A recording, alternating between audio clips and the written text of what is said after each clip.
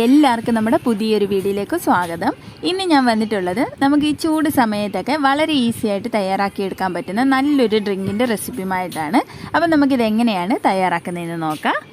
അതിനായിട്ടൊരു മിക്സിയുടെ ജാറിലേക്ക് 3 ചെറുപഴം ഒന്ന് അരിഞ്ഞ് ചേർത്ത് കൊടുക്കുക.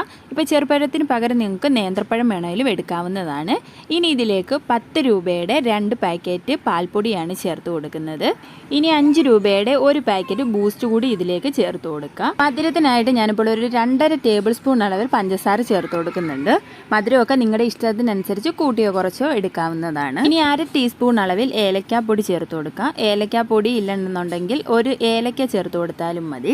ഇനി 2 ഗ്ലാസ് നല്ല തണുത്ത വെള്ളമാണ് ചേർത്ത് കൊടുക്കുന്നത്. നമ്മളിതിലേക്ക് പാലൊന്നും ചേർക്കുന്നില്ല, അതിന് പകരമാണ് നമ്മളിതിലേക്ക് പാൽപ്പൊടി ചേർത്തിട്ടുള്ളത്.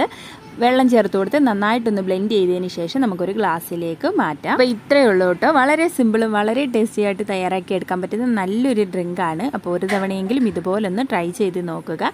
ഇന്നത്തെ വീഡിയോ ഇഷ്ടമായിട്ടുണ്ടെങ്കിൽ ലൈക്ക് ചെയ്യാനും കൂടെ നമ്മുടെ ഈ ചാനലൊന്ന് സബ്സ്ക്രൈബ് ചെയ്ത് ഒന്ന് സപ്പോർട്ട് കൂടി ചെയ്യാൻ മറക്കല്ലേ. നല്ലൊരു റെസിപ്പിയുമായി നമുക്ക് വീണ്ടും കാണാം. താങ്ക്